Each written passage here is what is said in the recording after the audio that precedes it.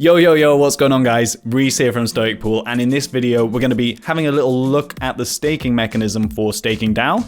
Let's get into it.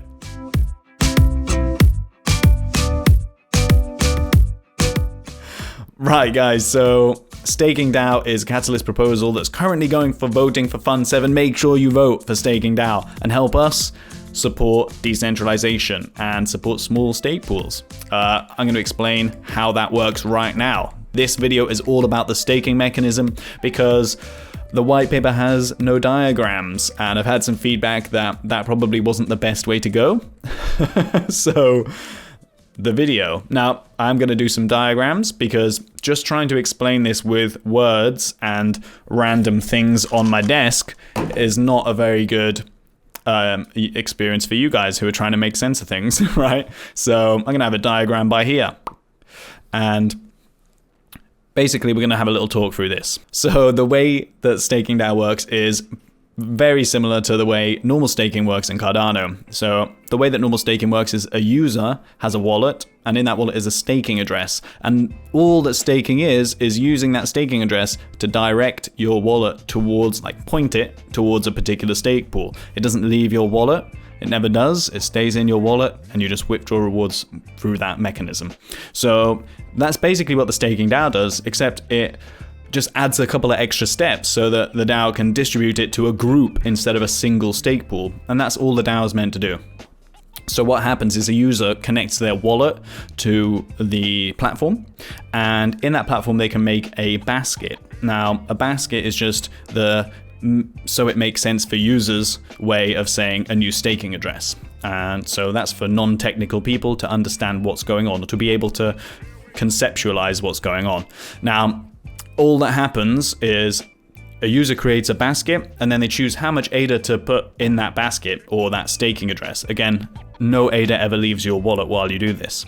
Then they'll choose, after that, they'll choose a group to delegate to. So it might be one of 5 groups that we have in the StakingDAO, which is single pools, eco-friendly pools, mission-driven pools.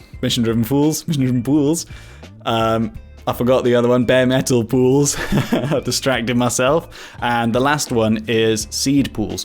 Now, seed pools is a whole separate thing, so go and check out the video I did on that if you want to understand that a little bit more. But basically, that's to help onboard new stake pools into the ecosystem and enable them to get their first lifetime block. So just forget about that for a second. We're just going to have a look at these 4 groups, right? So if a user delegates that basket to eco-friendly pools, then at the end of an epoch, the DAO collects up all of the baskets that go into eco-friendly pools and then distributes them to the stake pools within that group.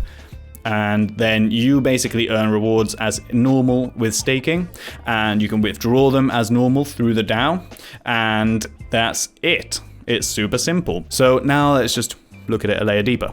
So at first, the DAO is not going to control enough ADA, there's not enough ADA delegated with the DAO for it to be able to just fund all the stake pools. So there's going to be a rotation in place initially until any particular group hits critical mass. And that critical mass is when every pool in that group is able to be given 3 to 5 million ADA, or is able to hit delegation within that 3 to 5 million ADA threshold. And at that point, then the DAO can just fund everyone, or just distribute to the lowest delegated person in that group. But until we hit that critical mass, there has to be a rotation so that all pools benefit, and at the same time we can guarantee rewards for users, because that's ultimately what has to happen. There is no compromise with that. Users need to get rewards, otherwise they have no incentive to be with the DAO at all, which is understandable, right? So we're aiming to give any particular stake pool 3 to 5 million ADA. And that ADA at first will be there for 1 epoch, and it will rotate around all of the stake pools. And that's it. If there's enough for the DAO to hit a 3 to 5 million threshold in one basket, if we can get 3 million in one stake pool, and then there's enough delegation to kind of push that up to about 5 million ADA, then the DAO will take the difference and it will create a new basket. So it'll try and fund a second pool, and it will keep adding pools as more people delegate to that group until it hits that critical mass. And until critical mass, there's always going to be that rotation going every epoch to make sure that all the pools in the group benefit at some point from the staking DAO. Now because users have to have rewards, they will be earning rewards every epoch, or at least close to guaranteed as possible, obviously, because randomness. But they will also be earning then the DAO token as well, which is dished out exactly the same as regular ADA. So if you earn 1 ADA in rewards every epoch, then you'll earn 1 DAO token as well. And that's pretty much it.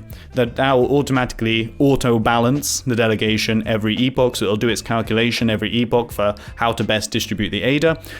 You can check in your basket to exactly which pool you're delegated to at any given time, and if you want to support more than one group, you just make a new basket and you choose how much to put in that basket, and you go through the same mechanism for bare metal pools or mission driven pools or just single pools, regular old single pools. And that's really it, guys. The staking mechanism is super simple. It sounds complicated, but hopefully with my fancy little diagram, it will make a lot more sense to you. And once you can kind of see the map of how it works, it's really quite I think it'll be a lot easier to understand. Basically, it'll just be a lot easier to grasp how the DAO has to function. Now, ideally, we want to be able to hit critical mass in every group, but realistically, it's going to go one group at a time because more people are going to favor one type of stake pool group than the other, right? So if we hit critical mass in one group, then the DAO will then push that to the bottom of the list. So instead of always promoting pool groups in the same order, like single pools, eco pools, mission-driven pools, bare metal pools. If bare metal pools have the least delegation and single pools have the most, like they hit critical mass, then they're going to swap places for the next epoch so that when users come to the platform, they'll see bare metal first. Now, this isn't to manipulate people's decisions because ultimately they're all going to be in a row. Yeah, it's not. But what's going to happen is it's going to highlight that group more than the others to encourage people to make better staking decisions with their ADA. All right. I guess that's kind of it. Like, we can talk about other bits, but I'm just going to save it for another video because it gets very complicated quickly, and there are a lot of layers to this, and it just makes so much more sense to put them in different videos. All right, guys. So that's a little overview of the staking mechanism for StakingDAO. Don't forget to vote for us in Catalyst Fund 7. Voting is going like literally right now. You can join our Discord. You can sign up if you're a stake pool operator. Just go to the website and there's a stake pool operator form. There'll be a link to the Discord below, link to the form, link to the white paper and everything else. Give us a like, subscribe for more Cardano and Stoic videos every week. Leave any questions or comments you got in the box below. You know, the usual YouTube stuff. You get it. So I'll catch up with you in the next video. See you then.